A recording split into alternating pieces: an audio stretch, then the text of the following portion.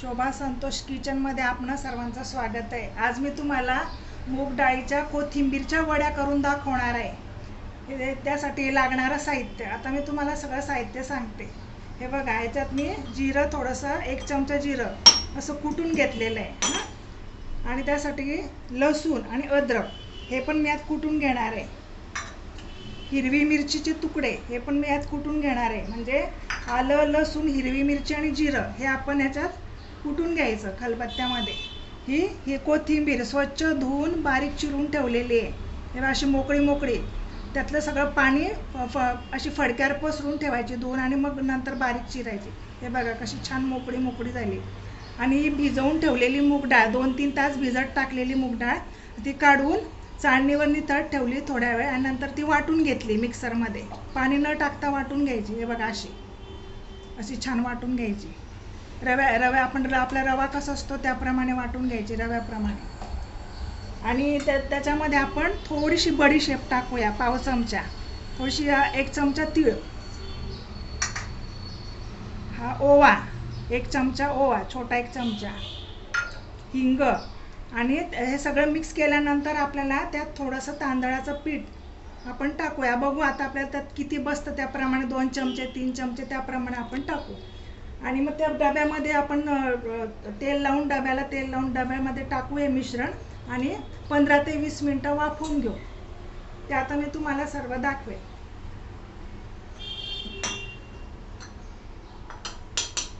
आता बघा आपण ठेचा करून घेऊ हा सगळा। आलं, लसूण, मिरची याचा सगळा ठेचा बनवून घेऊ।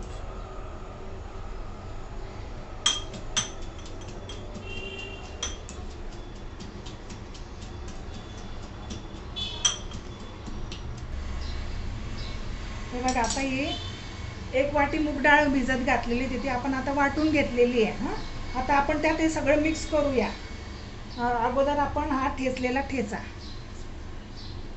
टाकूया आपण। मिरची, अद्रक, लसूण, जिरं हे सगळं आपण खलबत्त्यामध्ये छान ठेचून घेतलेलं आहे। हे थोडेसे आपण त्यात तीळ घालूया।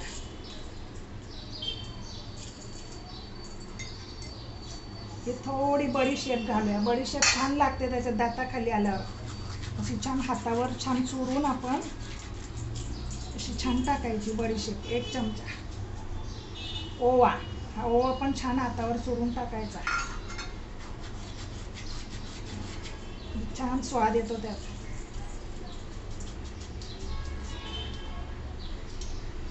आता हे मिश्रण आपण चांगलं एकजीव करून घेऊ।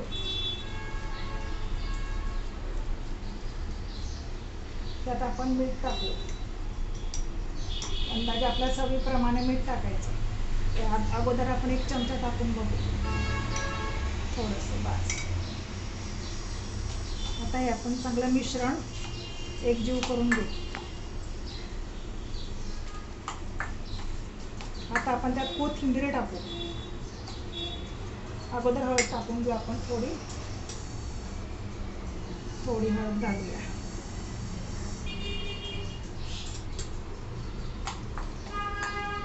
थोडासा आपण हिंग पण टाकूया।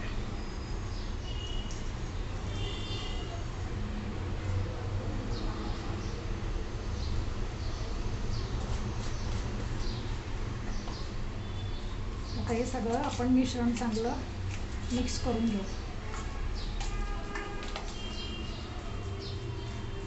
आता आपण त्यात ही चिरलेली कोथिंबीर टाकू।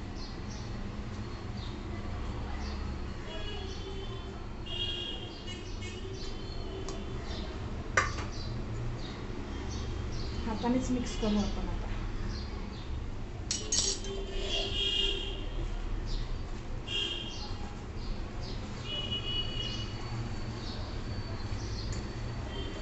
आता आपण यात थोडंसं तांदळाचं पीठ मिक्स करूया, 1 ते 2 चमचे, जास्त नाही घालायचं।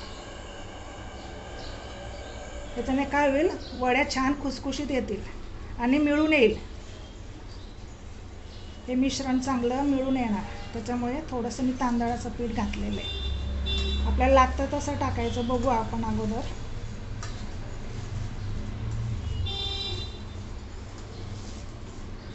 आता आपण हे सगळं मिश्रण छान एकजीव केलेलं आहे बघ.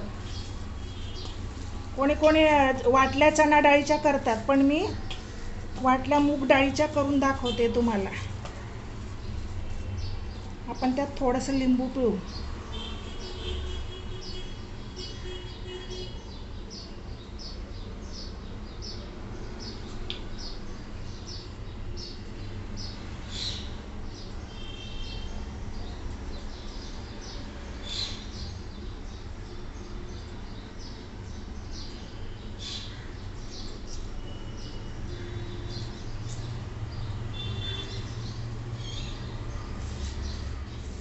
तर चांगलं आपण लिंबू टाकले ना, आता आपण परत चांगलं मिक्स करून घेऊ.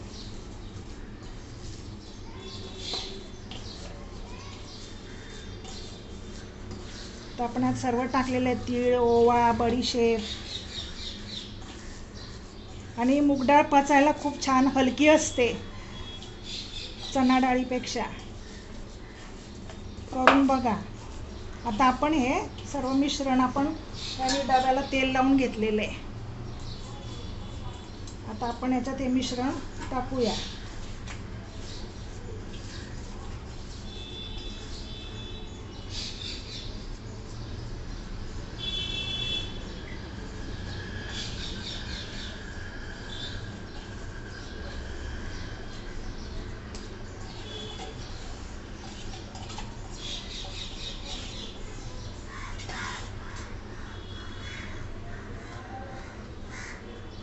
आता हे मिश्रण आपण चांगलं सगळ्या डब्यामध्ये चांगलं थापून घेऊ.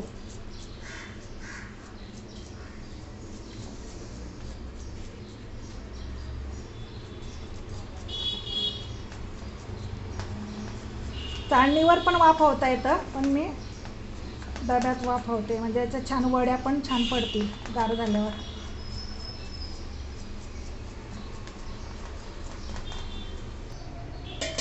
हे बघा, आता आपण पाणी उकळवून घेतलेलं आहे. आता आपण हा डबा त्यात ठेवूया आणि 15 ते 20 मिनटं आपण हे वाफवून घेऊ.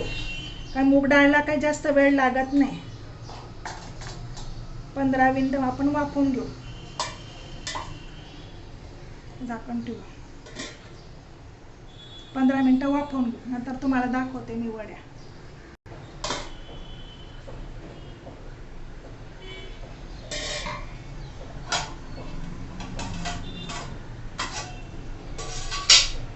आता आपण बघूया शिजलं का.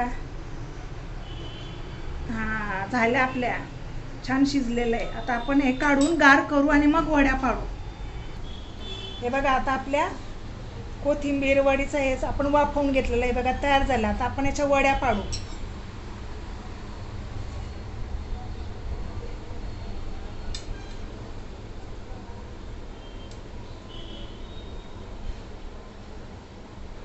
कटरने आपण आता हे सगळ्या, हे बघा, आता आपल्या या गार झाल्यावर आपण आता या वड्या कापून घेतल्या. हे बघा,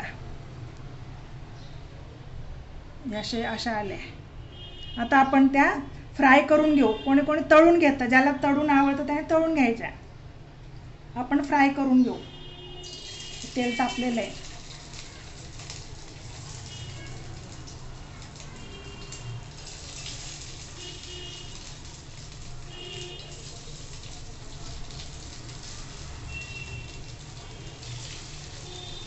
जे कमी ऑइल खातात त्यांच्यासाठी फ्राय करून खायच्या. त्यांनी ज्यांना ऑइली चालतं त्यांनी तळून घ्यायच्या.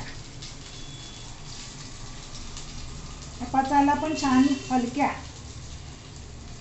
या तुम्ही नाश्त्याला पण खाऊ शकता किंवा तोंडी लावणं वरण भाताबरोबर त्याबरोबर पण खाऊ शकता.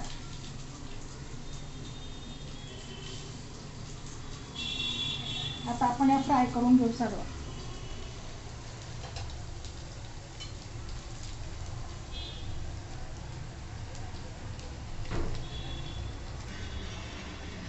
हे बघा, आता आपल्या फ्राय केलेल्या कोथिंबीर वड्या तयार. आता आपण या फ्राय केल्या बघा, फ्राय केल्यावर अशा दिसतात, छान कुरकुरीत झाल्या बघा.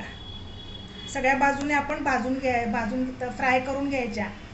ज्याला तळलेल्या आवडतात त्याने तळून घ्यायच्या. माझी रेसिपी तुम्हाला आवडली असेल तर लाईक करा, शेअर करा, सबस्क्राईब करा.